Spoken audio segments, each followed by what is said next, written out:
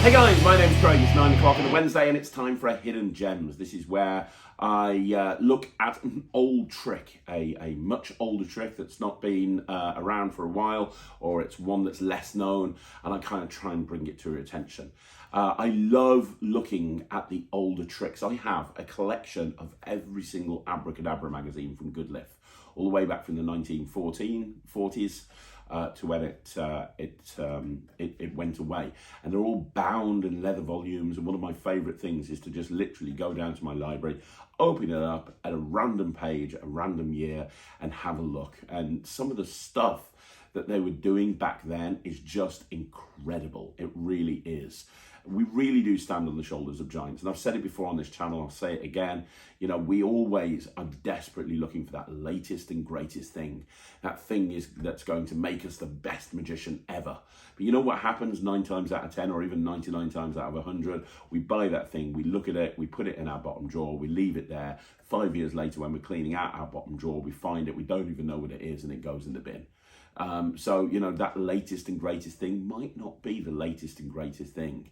But, you know, we stand on the shoulders of giants, and there's a lot of routines out there that you might not be aware of that really are awesome. It's as plain and simple as that. And today, I'm going to be talking to you about, we're going to go in a slightly different direction with this week's Hidden Gems. And the reason is, I normally go and talk about routines of projects or routines of DVDs. I don't normally talk about commercial items that were an actual physical magical product. But I'm going to this week. I'm going to be talking about a physical magical product that unfortunately is no longer made. However, you can get them on eBay. And it's one of the best tricks ever created. So I'm going to talk to you about that right now. So this week we're going to be talking about Houdini's coin from El Duco. Now, I remember the first time I saw this. It was at Blackpool. Now we're going way back. We're going back to the Blackpool Magic Convention when we didn't have a massive dealer hall and all the dealers were around a horseshoe, if anybody remembers back then.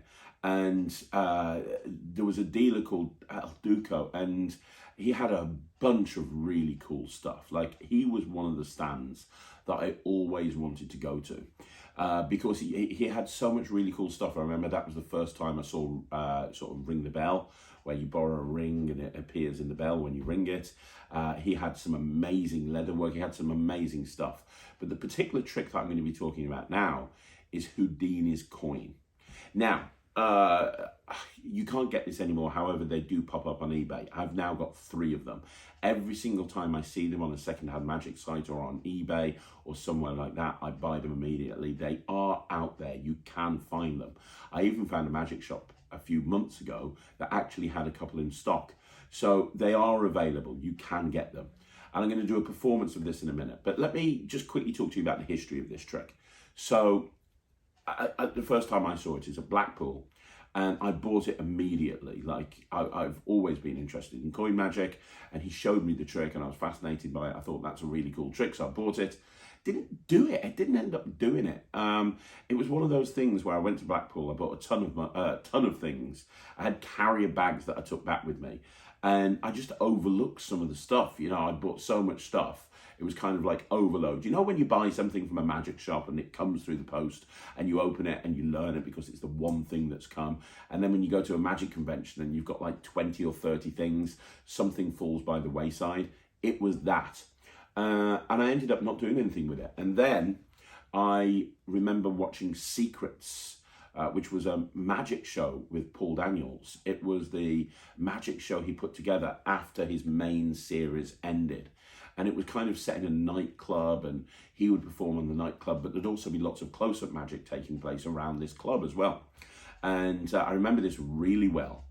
There was a bar, and he was performing magic on a bar, and he had a close-up pad, and he brought out this coin, this Houdini's coin.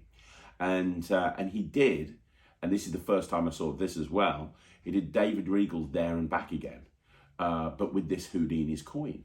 And that's a story for another Hidden Gems. But There and Back Again by David Regal fooled the absolute pants off me. I couldn't understand how it worked. He put a coin underneath the napkin, he put another napkin there, he covered them up with glasses, and the coin just jumped over to the other napkin. It was incredible.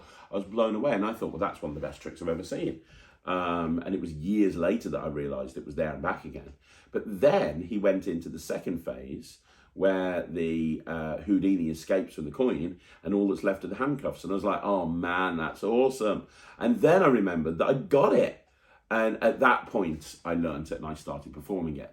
So I suppose there's a lesson there. And the lesson is, don't overlook those tricks that we buy. Sometimes they're amazing, you know, just don't overlook them. Anyway, by the by, I started performing this trick and the reactions it got was great. And I changed the handling a little bit to make it more of a walk around handling.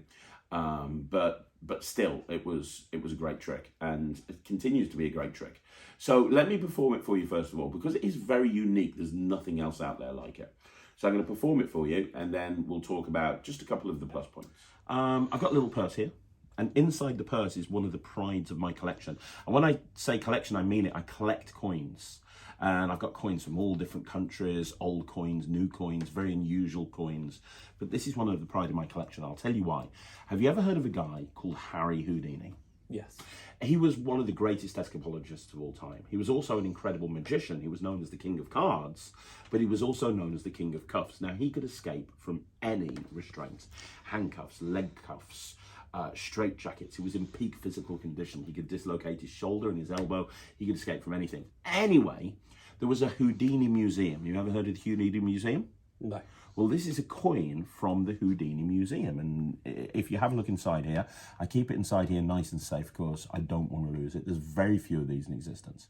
You reach in and take it out and pop it on the table and then poke around in there because you can see there's nothing else in there. Is that fair? I'll show the camera as well. There you go. So you'll have a look at this and you'll notice that on one side, you've got the handcuffs. And that's the symbol of Houdini. Obviously, he was known for escaping from handcuffs, the great escape. Now, on the other side, that's actually the man himself. Okay, beautiful coin. So we're going to pretend for a minute and use our imagination, and we're going to say that this little purse thing here is actually a prison. And it was well known that no prison could hold Houdini. Yeah. So this is going to be the prison. You can take the coin and drop it in there. Perfect. There you go. How's that? Yep. Yeah? Now, you are going to play the role of the prison guard. Okay. Because you look rough and tough and mean, and that's what a prison guard has to do. So hold out one hand palm up. You're going to guard every exit from that prison. Put your other hand on top. Now, the idea is that I'm going to be the place that Houdini has to escape to. Now, one of his most death-defying escapes was when he escaped in a milk churn that was thrown over a waterfall, and he ended up somewhere else. So we're going to try and do a similar thing. You see the hand, yes? Yeah. We're going to try and make Houdini escape from there into the hand. Are you ready? Yeah. It's going to happen on 3 because Houdini was so good at this, it was almost like magic. 1, 2, 3. If I told you Houdini had escaped, that'd be good, right? That'd be very and he good. did escape. But a lot of people think I'm going to take the coin out of there. No, I didn't say I was going to take the coin out of there. I said, use your imagination. We're going to make Houdini escape from a prison. And that's what I've done. Because now over here, that's what we have. We have Houdini that has escaped. And if you lift up your hand and we have a look inside, now have a look in there because the coin is still in there. But if you reach in and take it out yourself, you'll see that all that remains are the handcuffs because Houdini really has escaped. That is Houdini's coin. How? Okay, so the first thing you'll notice when you watch that performance is I've upgraded the purse.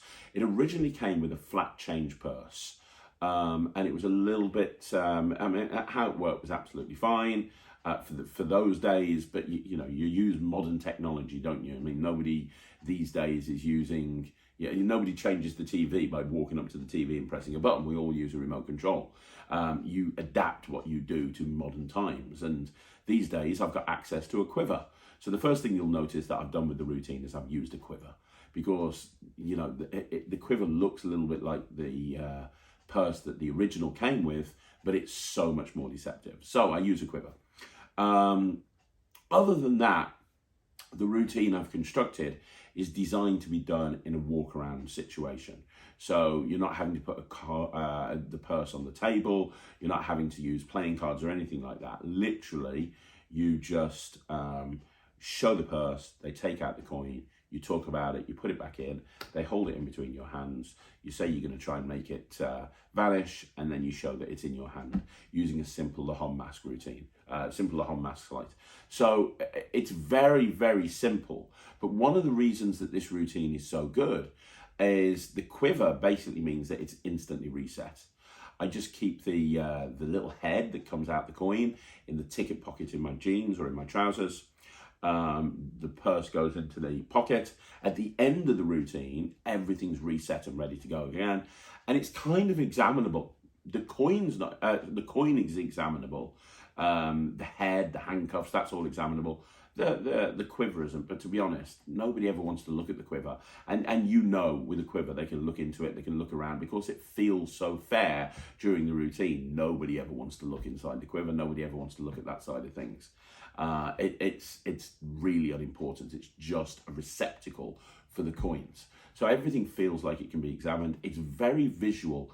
And that's one of the things I like about the routine. It's got an interesting hook. It allows me to talk about Houdini. It allows me to talk about the King of Cuffs and all of this stuff, which is a really interesting hook anyway, especially if I'm doing a stage show, and I'm going to be doing later on the suit jacket escape. If I can reference that during the close-up as well, that's great. So it's, you know, from that point of view, it's got a really interesting hook, but the visual is fantastic. You know, when they pull out that coin and the handcuffs are wrapped around it, and they see that moment where they've got the coin with the handcuffs, it's such a strong visual moment that people just never see coming, and always, without fail, just gets everyone. You know, like the best way to describe it is it's like a jumbo coin. You know, like with a jumbo coin, where you make a jumbo coin appear and all anyone cares about at that point is the jumbo coin. You could have done like a 45 phase, amazing sleight of hand demonstration with coins, but it makes no difference. As soon as you bring that jumbo coin out, that's what they want to look at. Well, it's the same with this.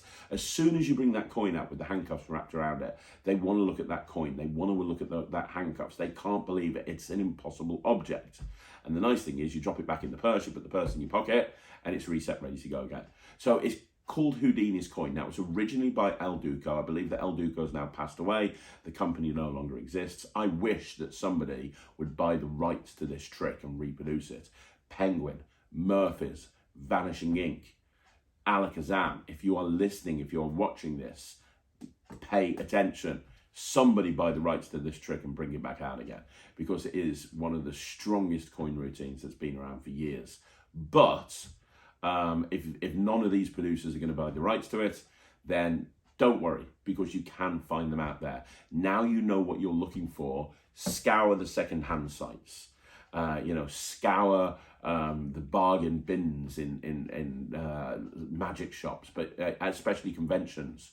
You know, you will find these at conventions because nobody knows what it is. It's so old, nobody knows what it is. It just looks like, well, Houdini's Coin, and I think the packaging was like, the packaging was just like a little instruction booklet inside a jiffy bag. You know, it doesn't look like anything, but it is really, really good. So find it, and you're going to have a walk around piece that you can do anytime, anywhere, in the spectator's hands, that gets a great reaction. So there you go, guys. That's another Hidden Gems in the Bag. Thank you once again for joining me right here on Magic TV.